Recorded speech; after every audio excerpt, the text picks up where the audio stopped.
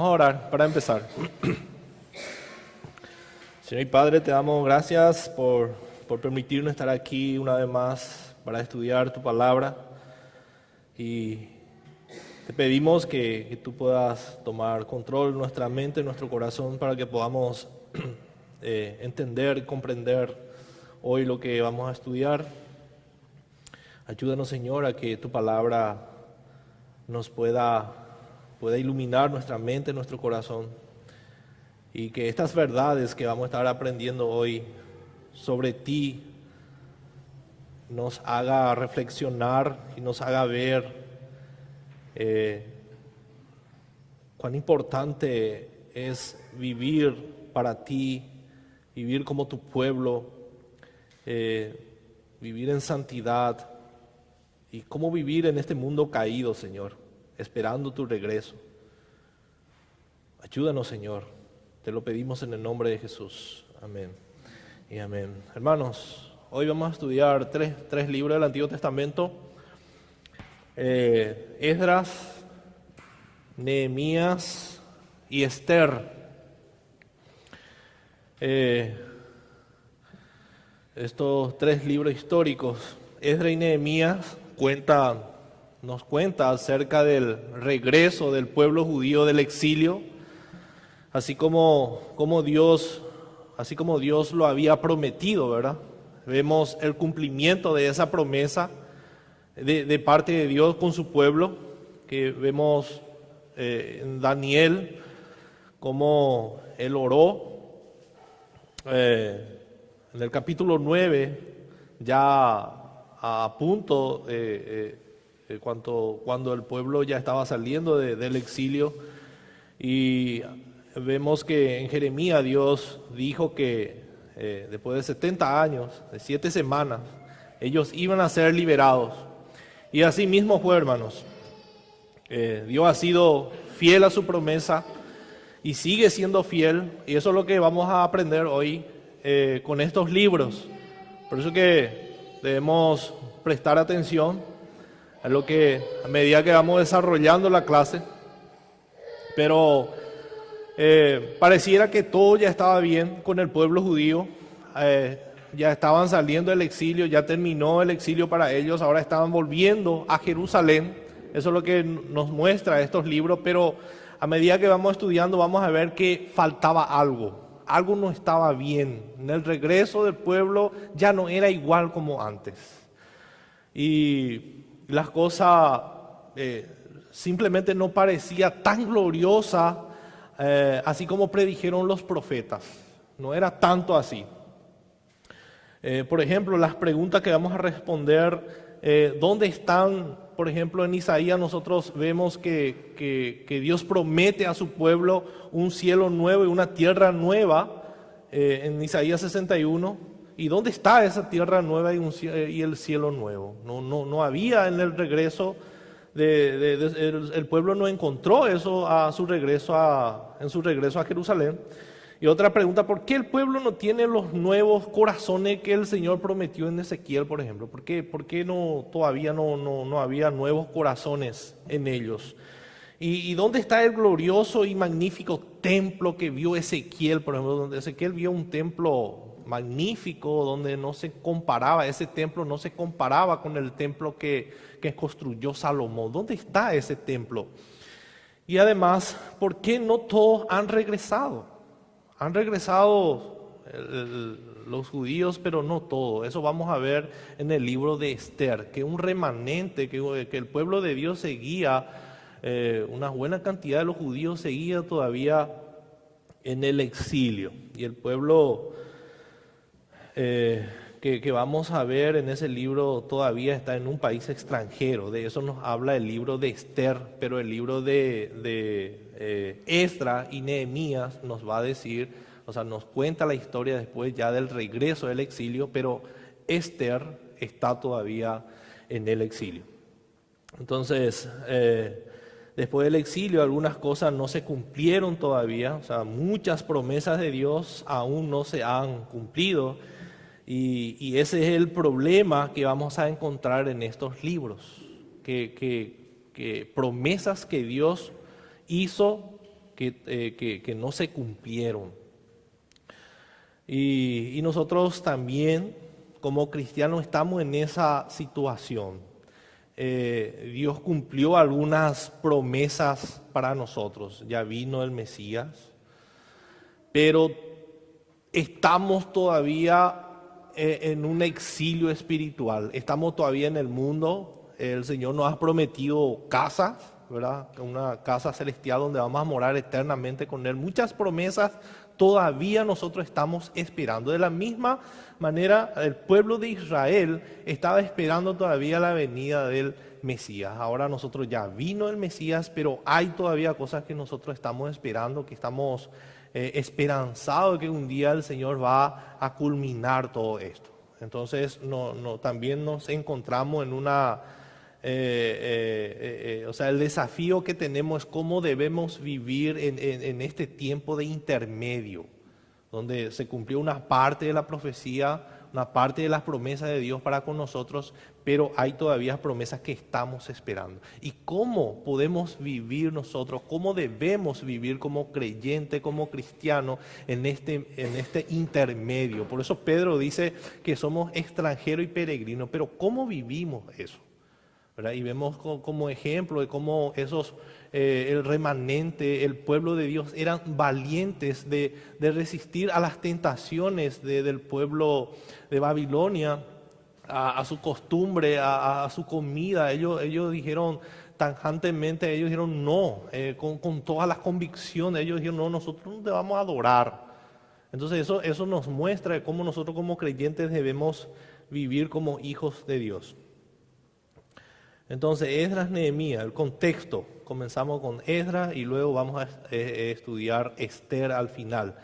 Esdras y Nehemías originalmente eran un solo libro, hermanos. Un solo libro, no se dividían. Por eso vamos a estudiar los dos libros como un solo libro. Entonces, muchos piensan o sea, nadie sabe quién escribió, pero muchos piensan, o según los estudios que hicieron, que fue Esdras, el sacerdote, quien escribió el libro de Esther y Nehemías.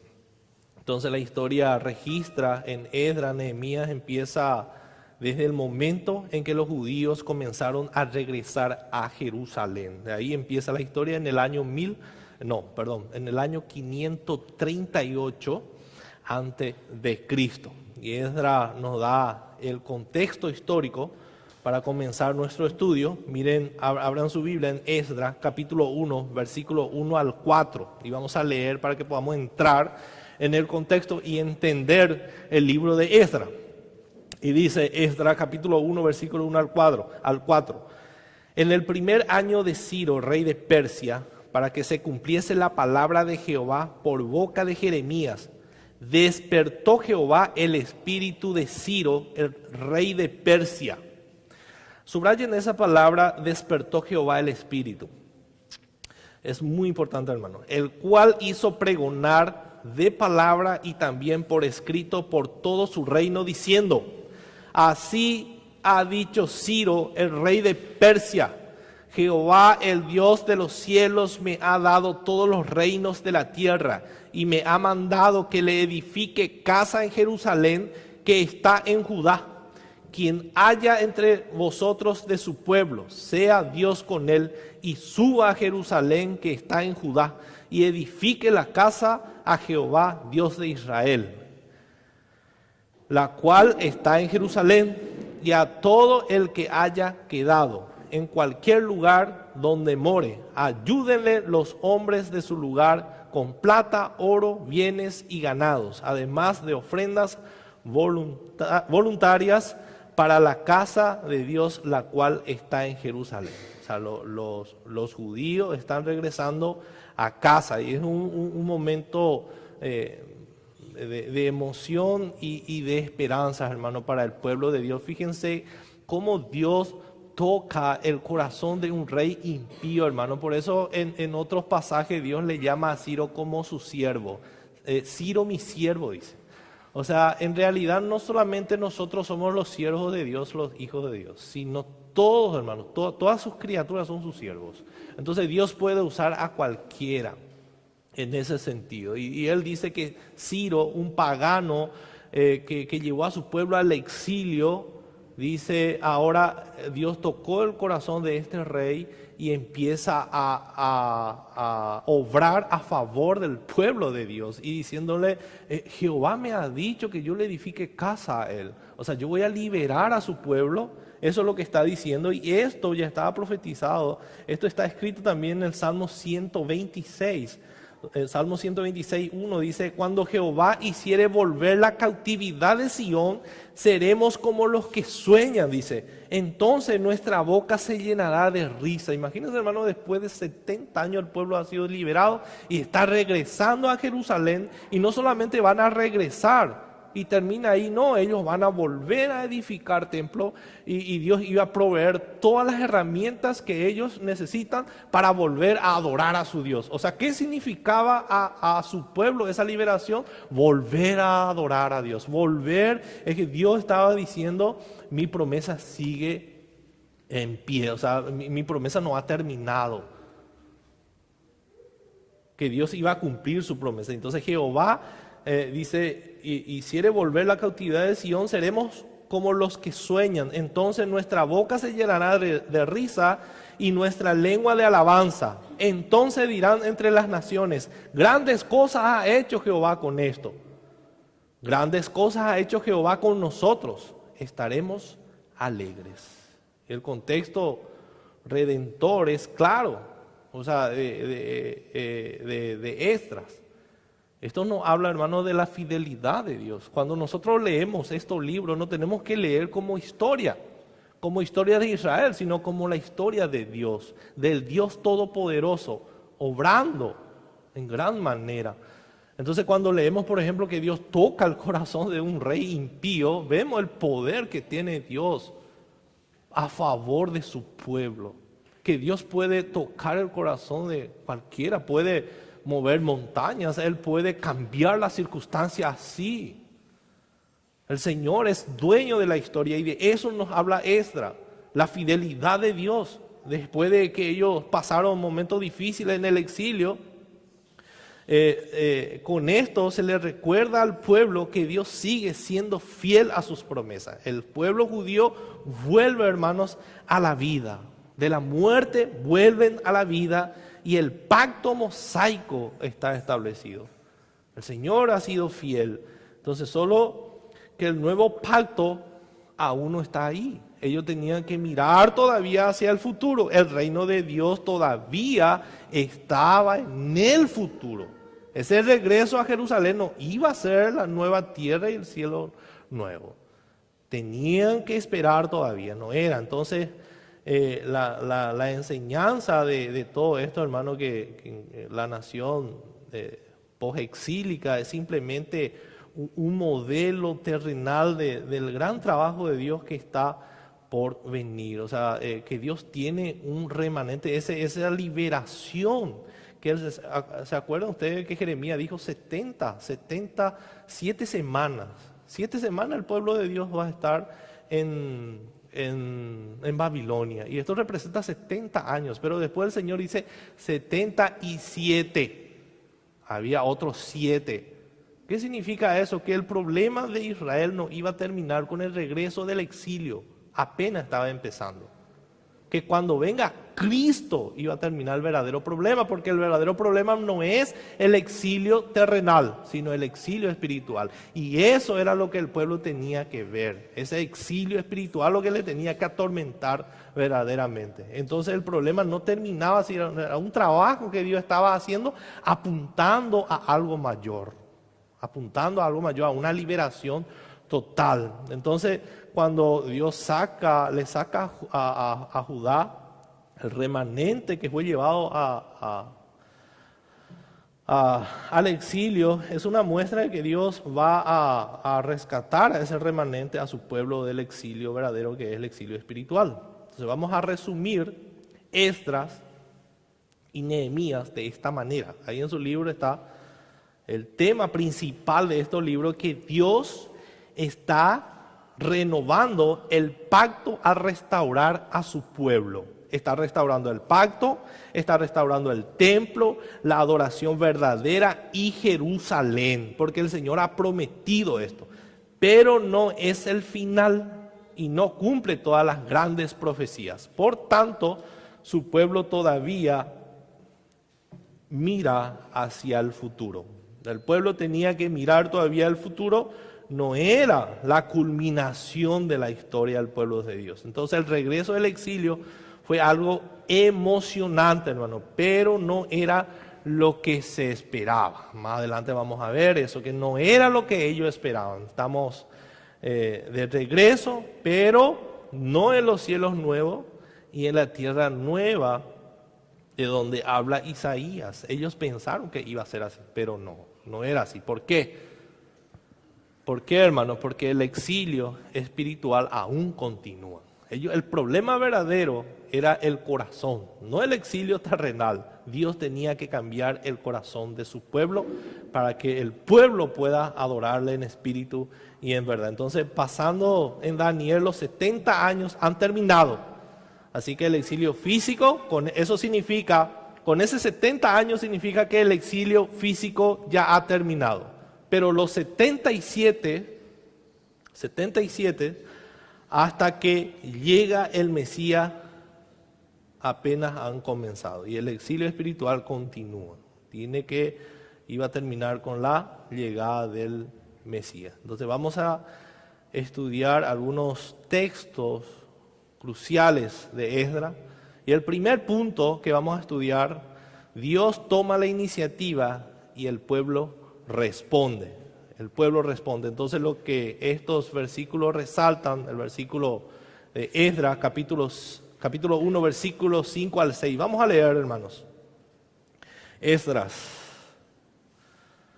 capítulo 1, versículos 5 al 6. Entonces se llevaron los jefes de las casas paternas de Judá y de Benjamín, y los sacerdotes y levitas, todos aquellos cuyo espíritu despertó Dios, subraye también esa palabra, cuyo espíritu despertó Dios para subir a edificar la casa de Jehová, la cual está en Jerusalén. Y todos los que estaban en sus alrededores les ayudaron con plata y oro, con bienes y ganado y con cosas preciosas, además de todo lo que se ofreció voluntariamente. Entonces, lo que estos versículos resaltan es la fidelidad de Dios a su promesa. Recuerda lo que acabamos de leer en Esdras 1, estuvimos leyendo que Jeremías había profetizado que el exilio solamente duraría 70 años, tal como predijo. 70 años después Dios movió el corazón de Ciro para que esto pueda ser realidad. Entonces eso nos muestra, hermano, nos muestra el carácter de Dios y cómo Dios es tan poderoso para hacer eso, para permitir, hermano, que los judíos regresaran a casa. Eso es lo que Dios está haciendo. Dios movió el corazón de Ciro. También, acá en el versículo 5, vemos que Dios no solamente movió el corazón de Ciro, sino también movió los corazones del pueblo para que salieran.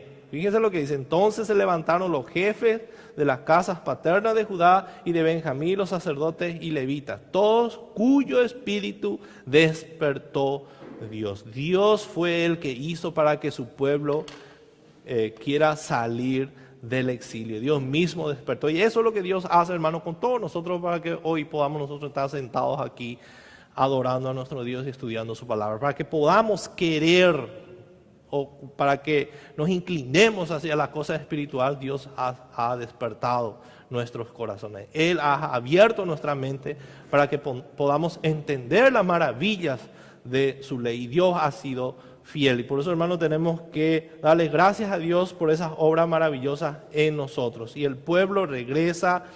Entonces Dios despierta a su pueblo y el pueblo regresa y reedifica, empieza a trabajar y levantar otra vez el templo y empiezan a construir en Jerusalén. Eso encontramos en Esdras capítulo 1 al 7 hasta el capítulo 6 al versículo 22. Entonces Luego Dios provee pieza por pieza todo lo que el pueblo necesita para reedificar su comodidad. No es que solamente salieron y ya está. Ustedes pueden marcharse y vídense ustedes. No, Dios provee lo que ellos necesitan para reedificar Jerusalén, también el templo. Y eso, miren lo que dicen capítulo 1, versículo 7 de Esdras. El rey Ciro dice, sacó los utensilios de la casa de Jehová que Nabucodonosor había sacado de Jerusalén y los había puesto en la casa de sus dioses, dice. O sea, ellos llevaron muchísimas cosas de valores de Jerusalén, vaciaron el templo, llevaron las copas, llevaron las mesas de oro, todo, hermano, dejaron sin nada, destruyeron el templo y todos esos utensilios, dice que el rey Ciro le da al pueblo de Dios para que ellos puedan volver a edificar el templo. Imagínense, hermano, de qué manera un rey pagano que le tenía preso al pueblo de Dios ahora cede totalmente. Ustedes pueden llevar todo. Miren, yo le doy a ustedes y reconoce otra vez que Dios le ha dicho. Entonces tiene que ser obra de Dios.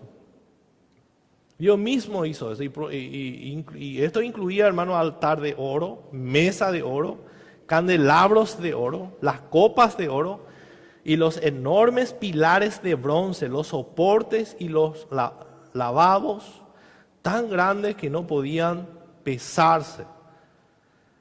Y eso se describe en Primera de Reyes, capítulo 7. Y esta era una enorme riqueza, hermano. Eran insustituibles estas riquezas. Y Dios lo ha devuelto milagrosamente al pueblo para que el pueblo pueda volver a la correcta adoración en el templo. O sea, Dios es el que toca los corazones. Dios es el que dice a su pueblo cómo tiene que adorar.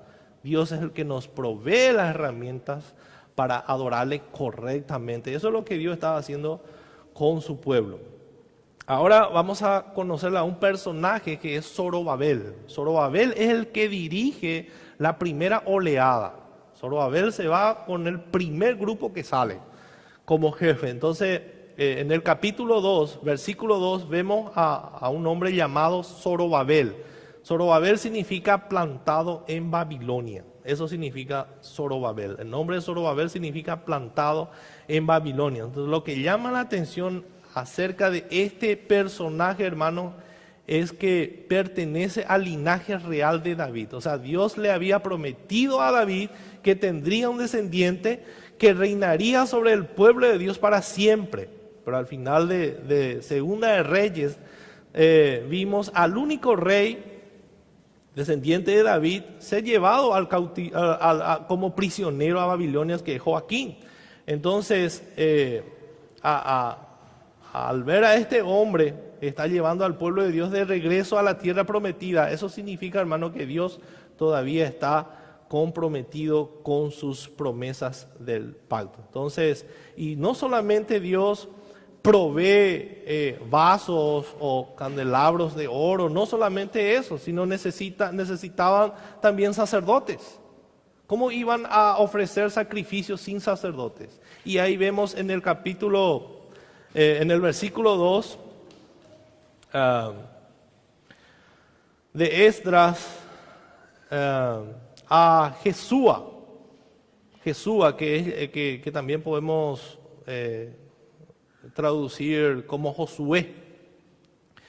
En el versículo 40, él dice que él es levita, o sea, lo que significa que junto con el linaje de los reyes, el linaje de los sacerdotes también está siendo restaurado. O sea, un combo completo. Dios estaba liberando a un combo completo. O sea, también vemos la restauración de los sacerdotes, como leemos en Levítico. Los sacerdotes, ¿qué hacían los sacerdotes? Eran los que ofrecían sacrificios expiatorios y conducen al pueblo a la adoración. Eso hacían los sacerdotes. Entonces, la restauración del sacerdocio era fundamental para el pueblo de Dios. Porque ¿quién iba a interceder por ellos? Los sacerdotes, un sacerdote. Entonces Dios también provee un sacerdote para ellos. Y sabemos que estos sacerdotes que ofrecen sacrificio a Dios y que intercedes por el pueblo, apuntaba a un sacerdote mayor. Apuntaba a un sacerdote mayor, hermanos, que vendrá un día. Porque la sangre de los toros y las cabras que ellos ofrecían nunca pudo quitar el pecado del hombre. Nunca pudo quitar. Pero cuando venga el Mesías, Él sí iba a triunfar sobre el pecado. Y eso fue lo que Cristo hizo. Él triunfó. Ahora el pecado dice que ya no tiene poder sobre nosotros, ya no tiene ni un dominio sobre nosotros, porque Cristo ha quitado eso. Ya no podemos decir que el pecado es nuestro amo. No, Cristo es ahora nuestro amo. Y el pecado ha perdido su fuerza, pero sabemos que sigue obrando también en el mundo y en nosotros queda vestigio de nosotros, pero ya no tiene poder, ya no tiene ningún dominio, ya no debería tener ningún dominio sobre nosotros, porque el poder del pecado ha sido quitado gracias a Cristo, y a eso el pueblo tenía que mirar y esperar, que un día vendría. Cada vez que un sacerdote ofrecía sacrificio, ellos tenían la esperanza que un día vendría el Mesías, el sacerdote verdadero, para quitar de una vez por todas el pecado del pueblo. Entonces, las otras cosas que necesitaban para la adoración, ya tenían los utensilios, ya tenían sacerdote. Ahora faltaba el altar y un templo. Entonces, en los capítulos 3 al 6 vemos su edificación. Entonces pueden ir anotando esos pasajes. No vamos a poder leer estos 3 capítulos, son largos. El capítulo 3 al 6 vemos la edificación del altar y el templo. Pero tuvieron muchas oposiciones, hermano, cuando empezaron a trabajar. Tuvieron muchas oposiciones por los vecinos, y ahí vemos, por ejemplo, cuando Zorobabel estaba edificando el templo, venían esos vecinos y querían ayudar, y Zorobabel le decía: no, ustedes no nos pueden ayudar, ustedes no son judíos, váyanse de aquí. Entonces ellos se organizaban y venían tratando de invadir otra vez, y también blasfemaban contra Zorobabel, decían mentiras para que ellos puedan renunciar a las obras y terminar, dejar de valer. Pero ellos seguían, a pesar de las oposiciones, ellos seguían edificando. Y el trabajo se completó, terminaron en el año 516 antes de Cristo. O sea, después de 20 años de regreso terminaron el templo. Pacientes son, hermanos. Así que no se apuren para nuestro templo. Nos queda 19 años. Entonces tenemos que ser pacientes. Después de 20 años terminaron el templo, hermanos. Y eso encontramos en el capítulo 6, versículo 15. Y con el templo completo, ahora ya el templo ya está completo, finalmente celebran la Pascua. Y nuevamente, hermanos, celebran y es para celebrar. ¿Qué significa Pascua, hermano? ¿Por qué celebraron la Pascua? La Pascua significa liberación, que el pueblo ha sido liberado de la esclavitud. Una vez más el pueblo ha sido liberado de la esclavitud. Entonces en el capítulo 6 versículo 22 leemos: y celebraron con regocijo la fiesta solemne de los panes sin levaduras 7 días, por cuanto Jehová los había alegrado y había vuelto el corazón del rey de Asiria hacia ellos, para fortalecer sus manos en la obra de la casa de Dios, del Dios de los sacerdotes que estuvieron en tiempo de ese templo. Porque no era igual, ya no era más igual. La presencia de Dios ya no estaba ahí, ya no estaba con ellos. Volvieron a edificar la ciudad, pero ya no era igual. Entonces empezaron a llorar. Y aunque eso fue, hermano, realmente muy desalentador para ellos, esto significa algo grandioso también. Significa que Dios no ha terminado todavía. O sea, que no era todavía el fin. Que ellos tenían que esperar algo mejor. Ya no un templo terrenal, ya no una adoración terrenal, sino una adoración celestial, un templo celestial. Ese templo que Dios le permitió a su pueblo construir apuntaba a un templo mucho mayor y glorioso. Es esa adoración que el pueblo volvió a hacer, apuntaba a una adoración perfecta. Ese sacrificio que los sacerdotes volvieron a hacer, apuntaba al sacerdote eterno y perfecto que era nuestro Señor Jesucristo. Entonces, ¿dónde está el cielo nuevo y la tierra nueva? Está por venir. Eso es lo que Dios estaba diciendo. Todavía tenía cosas más grandes para venir. Ahora nosotros, hermanos, somos imperfectos. Ahora nosotros pecamos, sufrimos, nuestra adoración no es perfecta. El Señor nos pide para que amemos, no amamos como el Señor quiere. Es tan imperfecto, hermano, todo lo que hacemos. Pero esperamos eso, pero también tenemos la esperanza de que un día sí vamos a ser perfectos. Eso es lo que nos tiene que alentar, no nuestra imperfección. Ciertamente desanima, hermanos. Porque no podemos hacer nada bueno. Pero en Cristo, si estamos en Cristo, un día reinaremos. Un día vamos a hacer todo bien. Un día vamos a ser santos. Un día vamos a estar con el sacerdote verdadero que intercede por nosotros todos los días. Y vamos a verle cara a cara, tal como Él es, dice. Entonces eso es lo que nos tiene que animar. Por más que el pueblo de Dios se desanimaron y lloraron, no es este el templo. No se puede comparar con el templo de Salomón. Claro que no, pero el templo celestial, donde va a reinar Dios mismo con su pueblo, eso no se puede comparar con nada del mundo. Entonces, esa esperanza tiene el pueblo de Dios. Tiene el pueblo, el pueblo de Dios fue restaurado, el pueblo de Dios regresó a Jerusalén, pero nada estaba bien. El templo ya no era igual. Y ahí llegamos a Esdras, capítulo 7 al capítulo 10. El pueblo peca y se arrepiente. Al comienzo del capítulo 7, cuando llegamos al capítulo 7 avanzamos mucho tiempo, hermanos.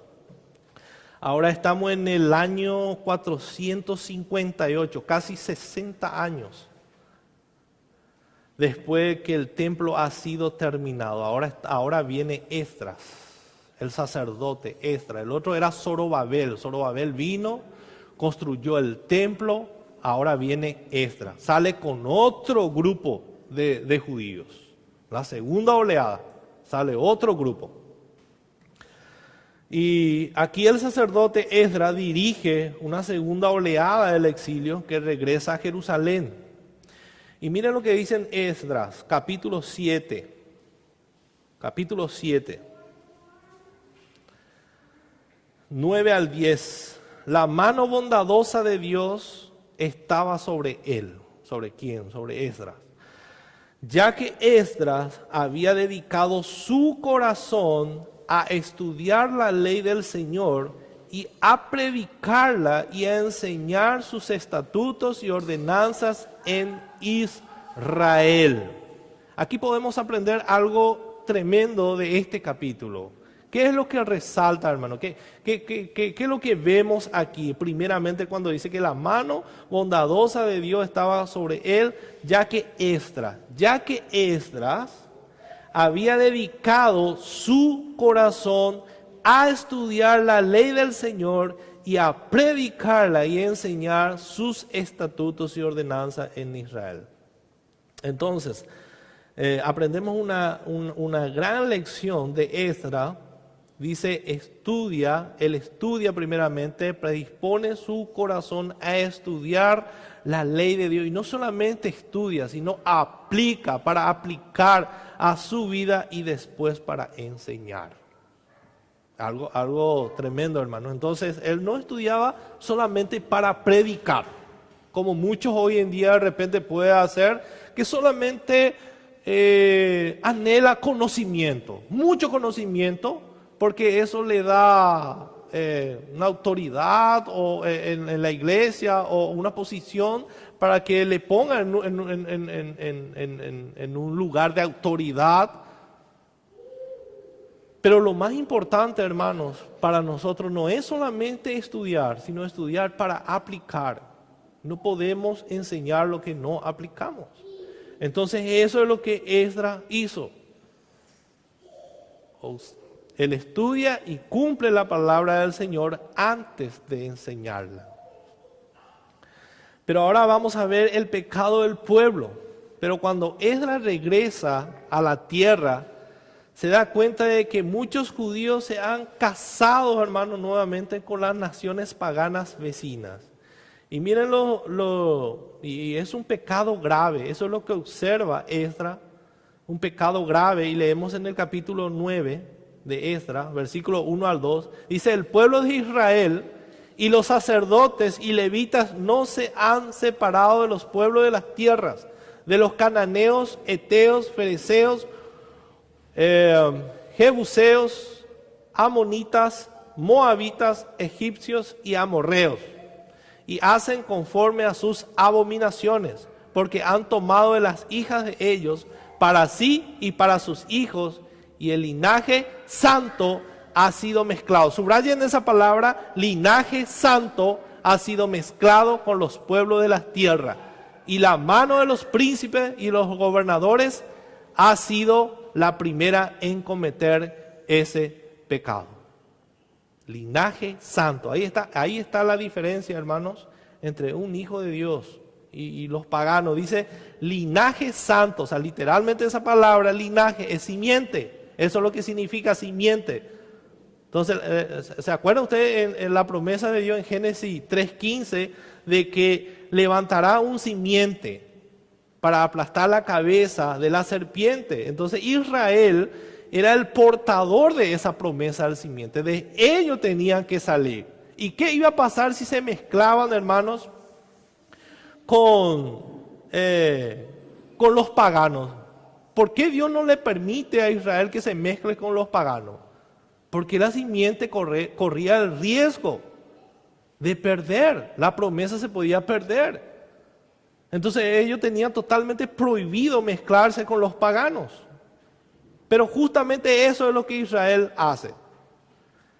Entonces, acá sacamos una aplicación, hermanos. Satanás no puede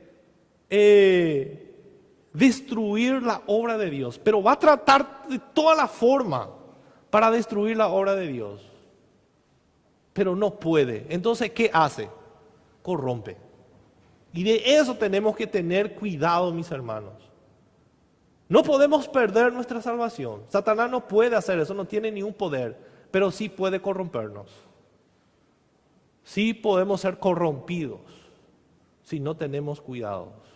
Entonces eso es lo que todo el tiempo Satanás quiso hacer con la obra perfecta de Dios. Dios hacía una cosa, sutilmente Satanás le guía al pueblo a la idolatría, a la perversión. Entonces tenemos que estar atentos, hermano. Entonces esa es la enseñanza que sacamos. Satanás quería corromper esa linaje santo del Señor. Entonces, ¿qué ocurre? Esdras ora. Él reconociendo la gravedad que el pecado, que el pueblo volvió a cometer ante un Dios santo como el Dios de Israel. Y mire la confesión de Esdras. Él entiende, hermano, muy bien las consecuencias del pecado. Y ora en el versículo 15 del capítulo 9.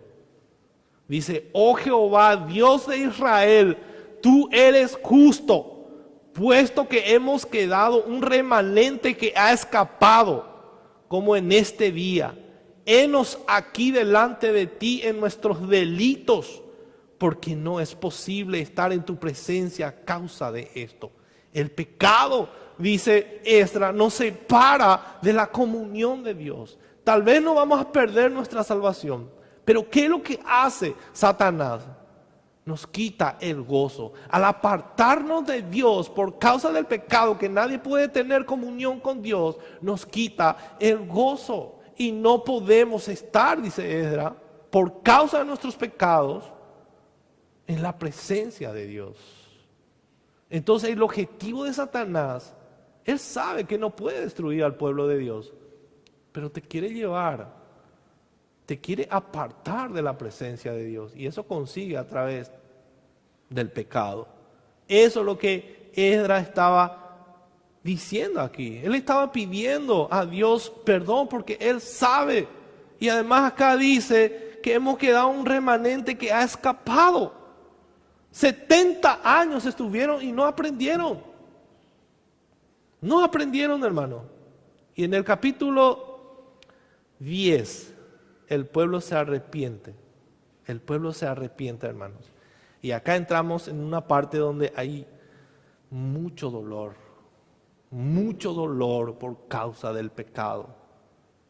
Y vamos a leer, el pueblo se arrepiente, reconocieron sus pecados, y no solamente se sintieron mal, sino tomaron medidas para deshacer su pecado. ¿Y qué hicieron? Se volvieron a juntar, se casaron, tuvieron hijos con las naciones paganas, y ahora tienen que abandonarle a su esposa y a sus hijos. Y eso, mis hermanos, me imagino que fue algo tan doloroso, decirle a tu esposa: mira, tenés que irte, porque yo soy judío y no puedo permanecer casado contigo. Despedirle a tu esposa, a tus hijos para siempre. Esa es la consecuencia terrible del pecado del hombre, hermanos. El hombre no es así yaranga. Acá no es, qué cruel Dios. Dios le había dicho bien a su pueblo que no haga eso, que iban a sufrir la consecuencia. Y ellos hicieron aún así. Entonces cuando el hombre sufre no es porque Dios es malo. El hombre ha hecho todo mal y ha desobedecido los mandamientos de Dios. Eso es lo que dice. Entonces el remanente ha regresado, pero dice vamos a leer la oración de Esdras en el capítulo 9, versículo 8. Y ahora por un breve momento, dice, ha habido misericordia de parte de Jehová nuestro Dios, para hacer que nos quedase un remanente libre y para darnos un lugar seguro en su santuario, a fin de alumbrar nuestro Dios nuestros ojos y darnos un poco de vida en nuestras servidumbre. Un poco de vida. O sea, el remanente ha regresado, pero es un pequeño vivir de la esclavitud.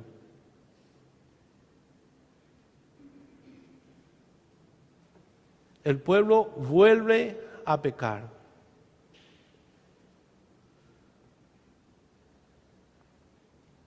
Acá entramos en Nehemías, hermanos. Nehemías regresa y el pueblo reconstruye los muros. ¿Qué hizo Zorobabel? Zorobabel vino con un remanente, sale con un remanente de Babilonia. Ahora después de 60 años sale Esdras con otro remanente. Ahora Nehemías sale con otro remanente. ¿Para qué salió Zorobabel? Zorobabel construyó el templo. Esdras, como sacerdote, vino a restaurar la ley de Dios. Vino a predicar la palabra de Dios. Él es sacerdote. Ahora Nehemías. ¿Nehemías qué va a hacer? Va a reconstruir el muro. Entonces, otra oleada sale con Nehemías, casi 100 años después del regreso de los primeros exiliados. Los muros de Jerusalén todavía estaba destruido. Entonces, ¿qué significa que el muro estaba destruido? Que ellos todavía no tenían muro.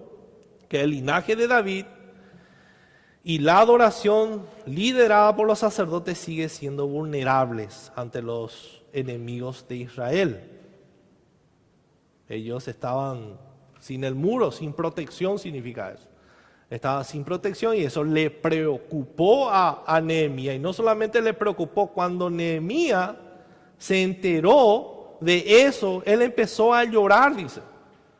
Él empezó a llorar y a orar también. Y empieza a orar. Y lo interesante de su oración, en el capítulo 1, dice, es que Nehemías comienza con una confesión de pecados, como siempre. Esdras, ¿cómo empezó su oración? Con confesión de pecados. En primer lugar, reconociendo que el pueblo ha pecado. Hemos pecado delante de Dios. Y dice Nehemías, capítulo 1, versículos 6 al 7.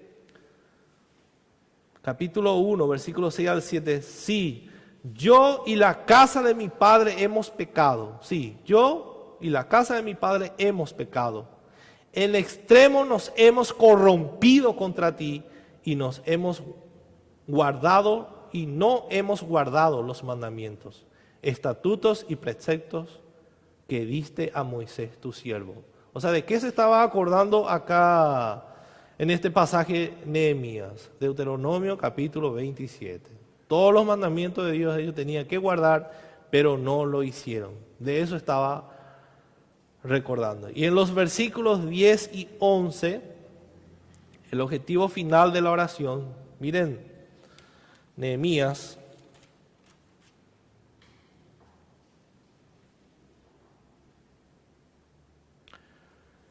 eh, 10 y 11, un ratito.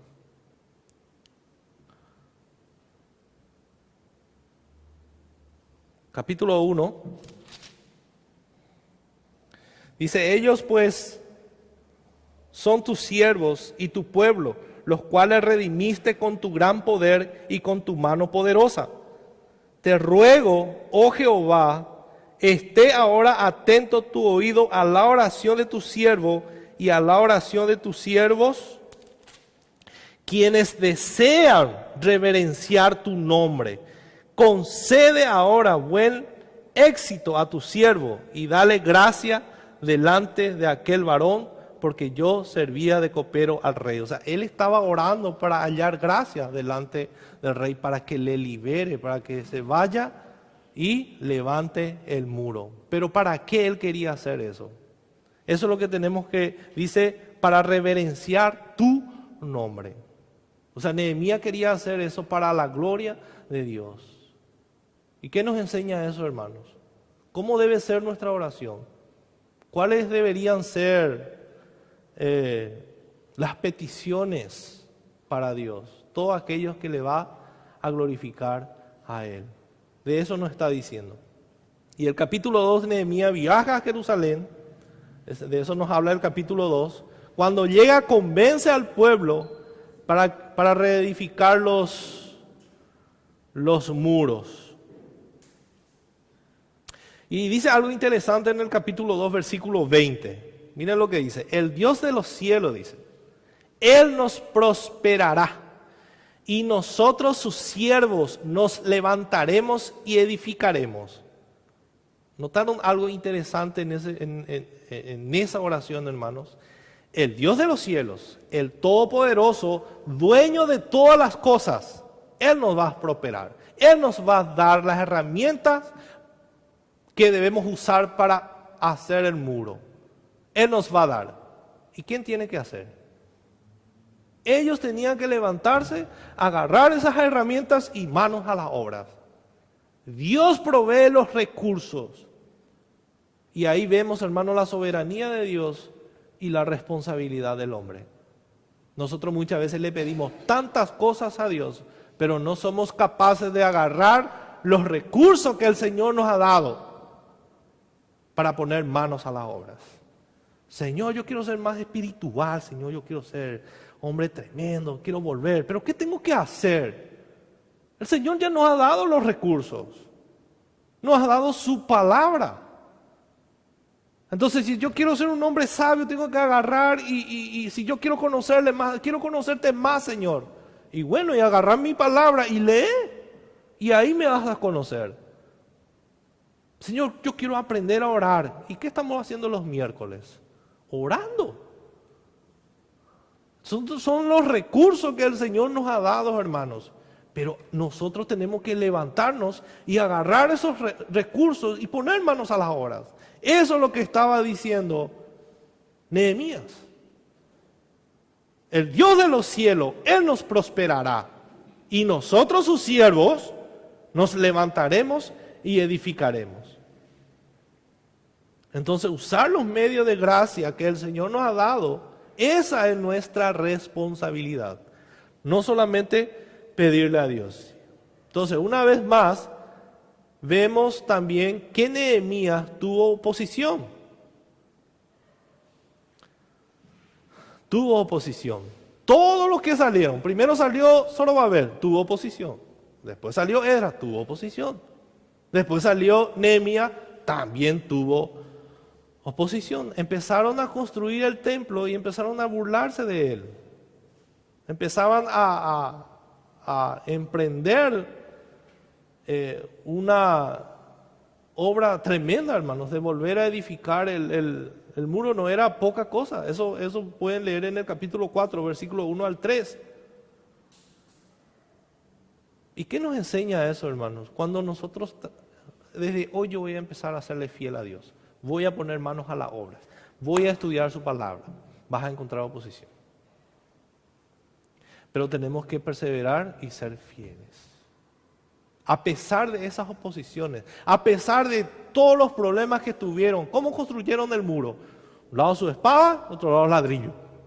Atentos a los enemigos. No dijeron, ya demasiado, ya, vamos a dejar todo nomás así. Sí, muro nomás. No eran valientes, hermanos. Entonces, cuando vamos a empezar a hacer algo, vas a encontrar oposición. Pero tenemos que recordar que Dios es fiel. El pueblo de Dios era fiel. A pesar de las burlas de los paganos, ellos terminaron de edificar el muro. Y Nehemías no se queda quieto. Él responde, hermanos, con armas. Y de todas las maneras buscaron sus enemigos para socavar y para difamar su reputación. Miren el capítulo 6, versículo 9. Después de todas las difamaciones que recibió Nehemías, ¿saben qué dijeron sus enemigos? Que Nehemías quería ser rey en Jerusalén. Dijeron sus enemigos, enviaban cartas y decían, cuidado con Nehemías, porque él está edificando muro para ser un rey. Cuidado con él. Y blasfemaban así contra su persona. Y dice el capítulo 6, versículo 9. Dice, porque todos aquellos nos amedrentaban diciendo, se debilitarán las manos de ellos en la obra y no será terminada. Ahora pues, oh Dios, fortalece tú mis manos. Fortalece tú mis manos. Si Dios no hace eso, hermanos, no vamos a lograr absolutamente nada. Esa debe ser nuestra oración. Cuando nos sentimos débiles, cuando estamos queriendo hacer bien las cosas, va a venir oposiciones, pero recuerden esta oración. Oh Señor, tú fortalece mis manos para que yo no renuncie. Esa fue la oración de Nehemías y debemos aprender de esto. Entonces Satanás intentará siempre atacar al pueblo de Dios. ¿Y sabe a quiénes principalmente? A los líderes. ¿Por qué oramos uno por otro, hermano? ¿Por qué tenemos en nuestra lista esa oración por los líderes, por los pastores, por los diáconos y por toda la iglesia? Es porque vamos a ser atacados, hermanos. Y si Dios nos guarda, vamos a caer. Si no nos agarramos fuerte en la palabra de Dios, vamos a ser tentados y vamos a caer. Y cuando un líder cae, eso es fatal para la congregación. ¿Por qué necesitamos entonces orar uno por otro? Porque somos débiles, frágiles. Necesitamos que Dios fortalezca nuestras manos para que podamos permanecer firmes. Esa es la lección que nos deja Nehemías. Permanecieron fieles a pesar de esos ataques feroces que recibían sus enemigos. Pero Dios es fiel, hermanos, para proteger a su pueblo. Él es fiel y debemos confiar en Él. Entonces Nehemías también experimenta oposición, no solamente desde afuera, sino desde dentro mismo de Israel también. En capítulo 5 van a encontrar eso. Al que algunos edificadores comenzaron a quejarse. No, demasiado caro ya lo que estamos haciendo, muchos impuestos, no, ya no queremos más. Entonces Nehemías convence a los nobles y funcionarios para que dejen de cobrar muchos impuestos, y continuaron. Y el pueblo completa el muro alrededor de Jerusalén en menos de un año. En menos de un año, hermano. Esto ya fue más rápido. Y Nehemías 7 nos dice, y habitaron los sacerdotes, los levitas, los porteros, los cantores, los del pueblo, los sirvientes del templo y todo Israel en sus ciudades. El pueblo se regocija, pero también cae. Nehemías 8 al 13. Mira lo que dice Nehemías, capítulo 8 y 3, capítulo 8, versículo 8. Otra vez el pueblo se está regocijando, pero otra vez el pueblo cae. Dice, y leían en el libro de la ley de Dios claramente y ponían el sentido, de modo que entendiesen la lectura. Entonces es interesante cómo reacciona el pueblo al escuchar la ley de Dios. Esto es lo que ellos exponían la ley de Dios al pueblo. Pero miren cómo se respondieron su pueblo en el versículo 6. ¿Qué gritaron? Amén, amén. Así respondieron el pueblo de Israel al escuchar la ley. Amén, amén. Pero el versículo 9, en el versículo 9 dice que lloraron. O sea, se estaban dando cuenta de que habían violado otra vez la ley que estaban leyendo. O sea, al leer la ley de Dios, al exponer la ley de Dios, esa ley de Dios pesa sobre el corazón del pueblo y ellos reconocen que han pecado. Entonces, hermanos, ¿leemos de balde los domingos la ley de Dios aquí? ¿Qué sucede cuando leemos la ley de Dios en nuestros corazones? ¿Pesa sobre nuestros corazones? ¿Lloramos? Por eso esto no se debería hacer automáticamente, o sea, algo mecánico. Vamos a abrir Éxodo 20, sabemos todo de memoria. No, hermano, tenemos que venir con una conciencia, con un corazón preparado para que la ley de Dios pese sobre nuestros corazones y para que podamos decir amén y llorar. O sea, se estaba dando cuenta de que esa es la idea de leer la ley de Dios, para que nos demos cuenta. Porque si yo nomás me voy a examinar, es muy superficial voy a hacer. Muy superficial. Pero si la ley de Dios pesa sobre mi corazón, eso sí me va a zarandear. Eso sí me va a decir, has pecado. Y esto hiciste. Esto y esto pensaste.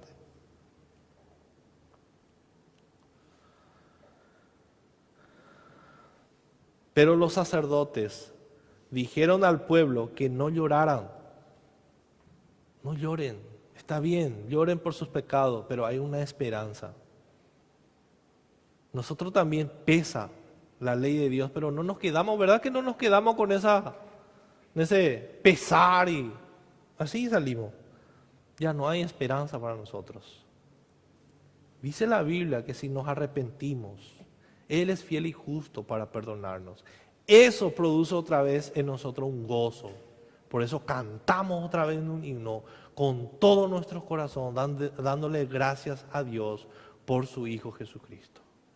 Entonces los sacerdotes le dijeron al pueblo, no lloren, celebren la gracia de Dios, porque nos permite ofrecer sacrificio. Y ellos volvieron a ofrecer sacrificio por sus pecados. Cuando Dios le dio al pueblo la ley, su ley en Éxodo, automáticamente en Levítico ya entra los sacrificios. Imagínense si Levítico no existiera, hermanos. todos íbamos a estar perdidos. Dios nos muestra su ley y nos deja así. ¿Qué pasaría, hermanos, si yo leo los 10 mandamientos y no tengo la esperanza en Cristo? Estamos todos perdidos. Entonces el Dios le permite a su pueblo el sacrificio para que ellos puedan ser librados de sus pecados, o sea, de la consecuencia de sus pecados. Pero eso era algo terrenal, que apuntaba a algo celestial. Entonces, me pregunto, ¿también tienes profundas reacciones emocionales ante la lectura y la enseñanza de la palabra de Dios? ¿Reaccionamos así? Cuando leemos la palabra de Dios, ¿pesa sobre nuestros corazones? ¿Nos hace llorar el peso de nuestros pecados? ¿Y te da gozo saber que un Dios infinitamente santo daría su propia vida para hacernos santos? ¿Nos da gozo eso?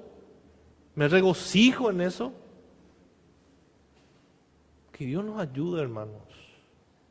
Que eso suceda todos los días en nuestro corazón.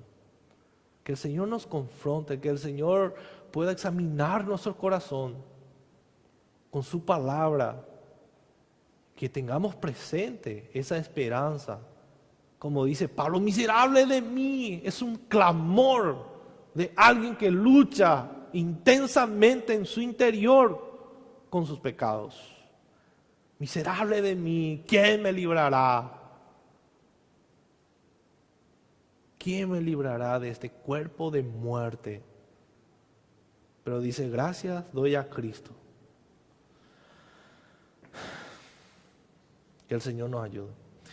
Y a lo largo de ese proceso, reedificaron el templo, ya tenían todo completo, el pueblo se une nuevamente en un pacto con Dios. El versículo 10, versículo 29, dice, ahora todo el pueblo se reunieron con sus hermanos y sus principales para protestar y jurar que andarían en la ley de Dios, que fue dada por Moisés, siervo de Dios, y que guardarían y cumplirían todos los mandamientos, decretos y estatutos de Jehová nuestro Señor.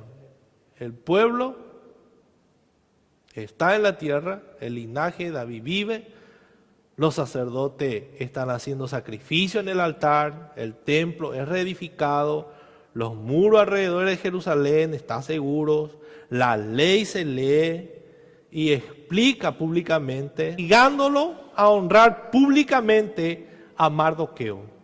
O sea, él mandó a preparar un poste alto para matarle ahí a Mardoqueo.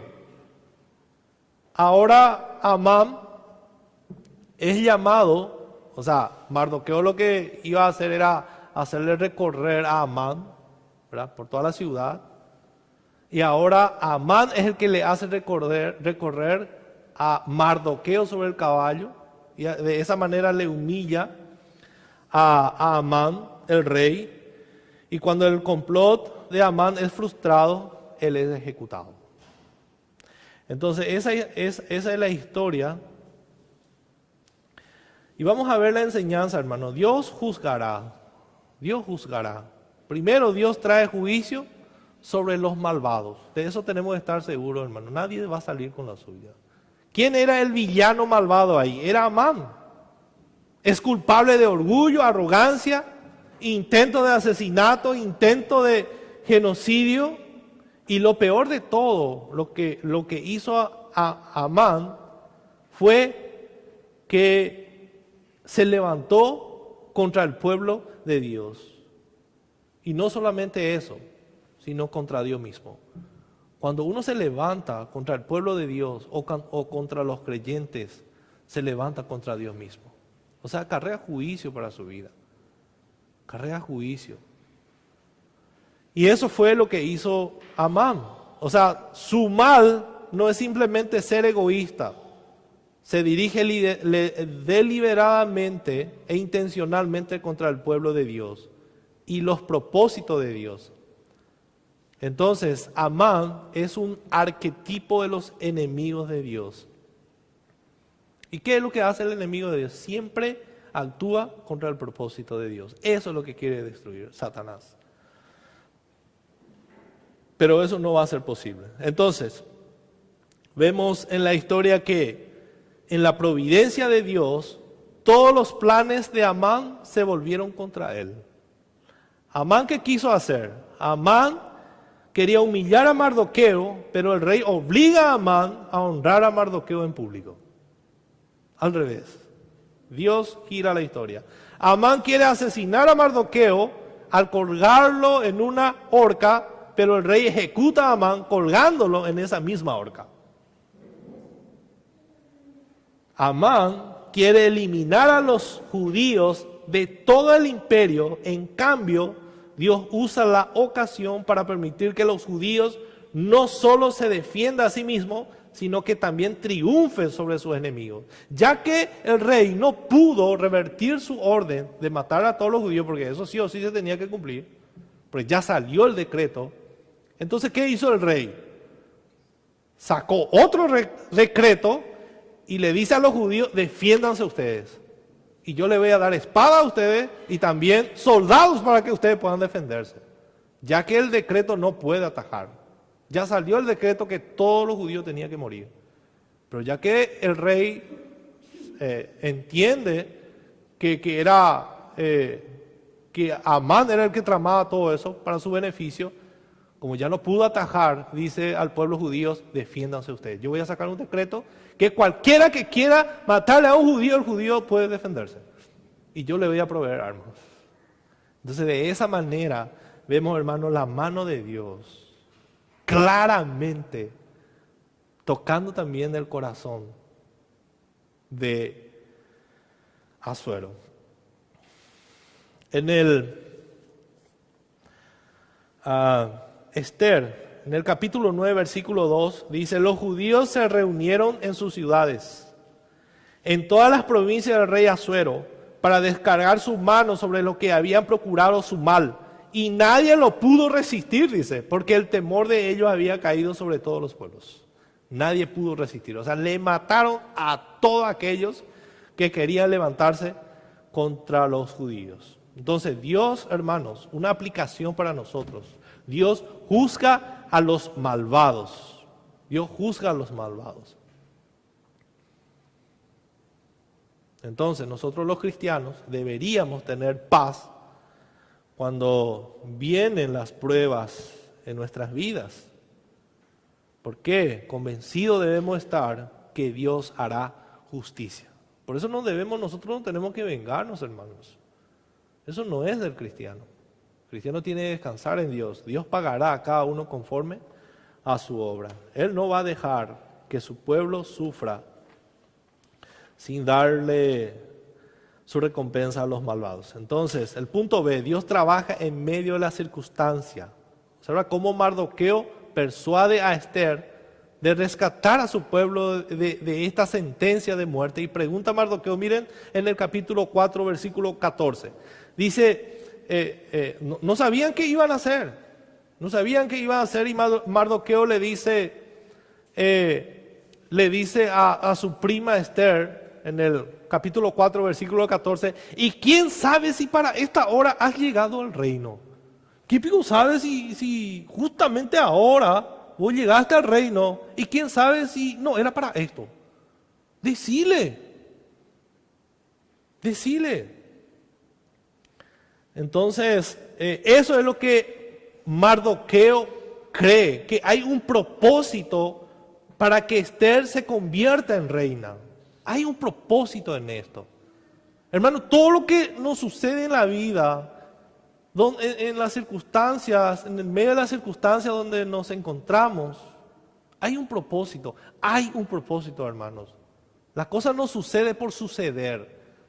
Ya no es accidente en nuestra vida cuando sucede algo. ¡Ay, qué suerte! Ya no es suerte.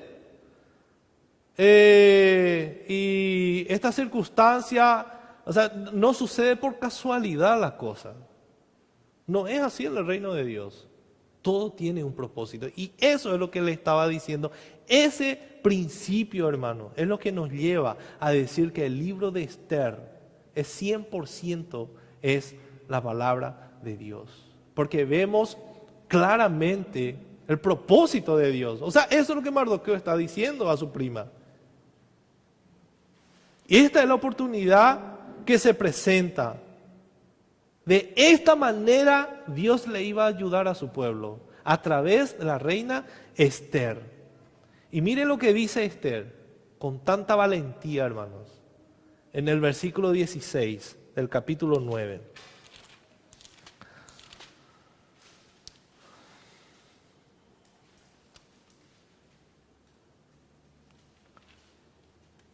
Capítulo 4, versículo 16. La última parte, o sea, vamos a leer todo. Ve, dice Esther, ve, después de hablarle en el versículo 14, le habla a su primo y dice, ¿quién sabe si para esta hora has llegado el reino? Y Esther dijo que respondiesen a Mardoqueo, ve y reúne a todos los judíos que se hallan en Susa y ayunad por mí. Acá la única parte donde aparece la palabra ayuno, solamente eso.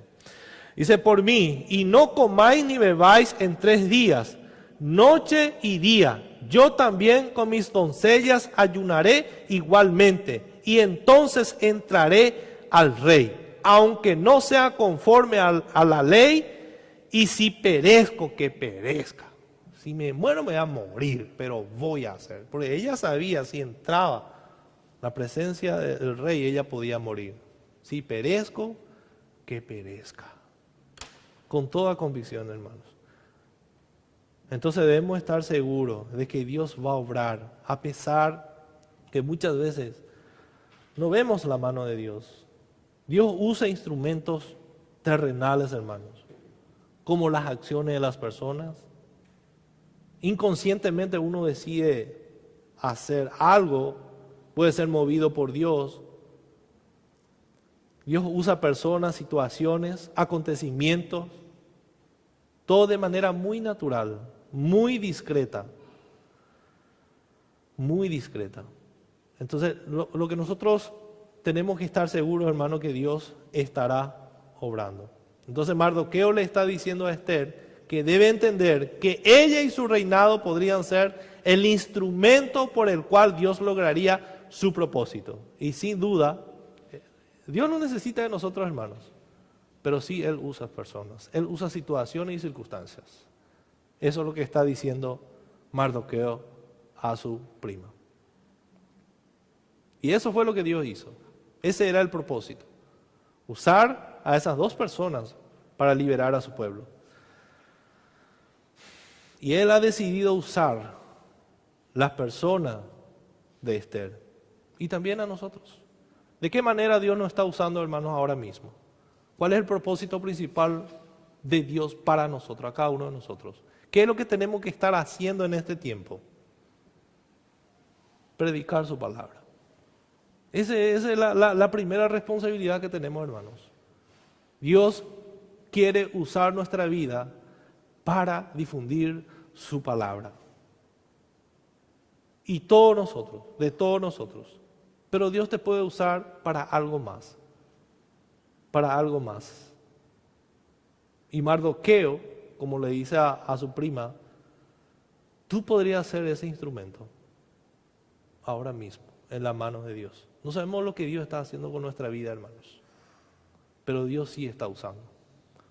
Dios sí está usando nuestra vida. Está obrando en nosotros. Está obrando. Y qué emocionante eso, hermanos, saber que Dios usa nuestra vida para su propósito. ¿Quién sabe, verdad? ¿Quién sabe? Entonces no hay accidente o coincidencias en la vida. Esa es la aplicación que sacamos, hermano. No hay accidentes o coincidencias en la vida. Dios guía y dirige toda su creación. Y eso significa que Él también guía la circunstancia de tu vida y de la vida de cada uno de nosotros. Y deberíamos examinar cuidadosamente las situaciones en las que Dios nos coloca y usar esas oportunidades, hermanos, para servir a nuestro Señor y Salvador.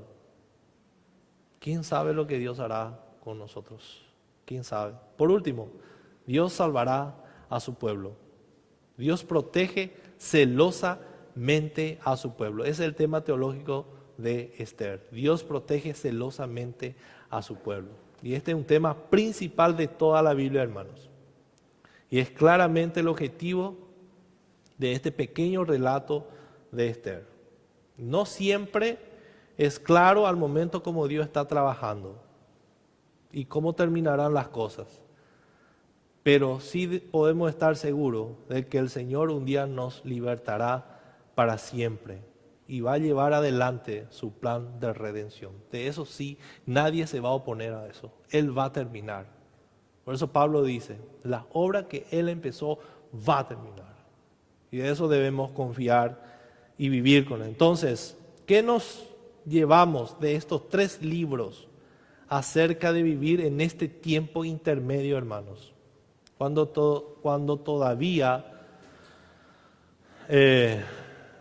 Dios todavía está esperando para terminar de cumplir con sus promesas.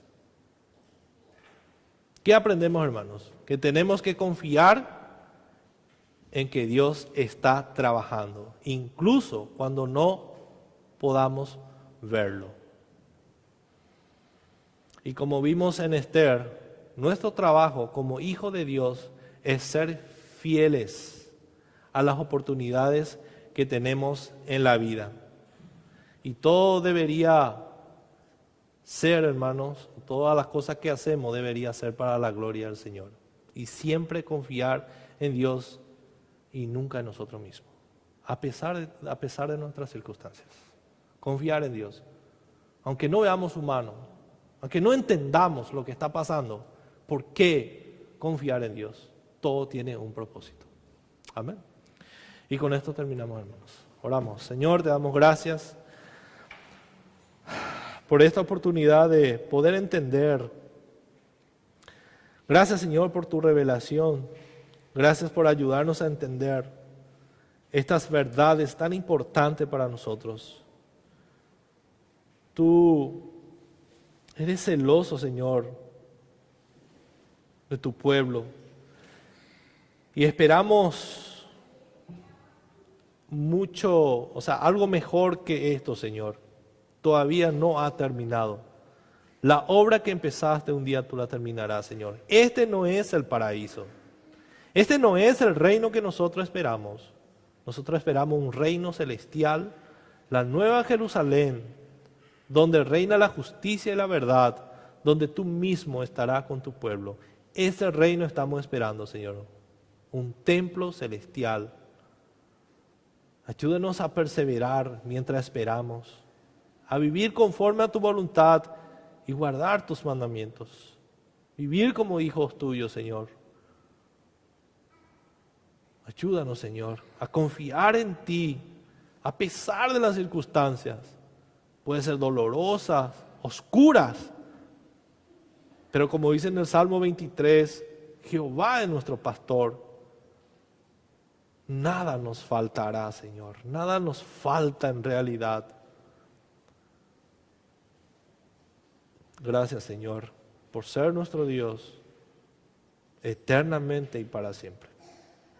En el nombre de Jesús. Amén y amén.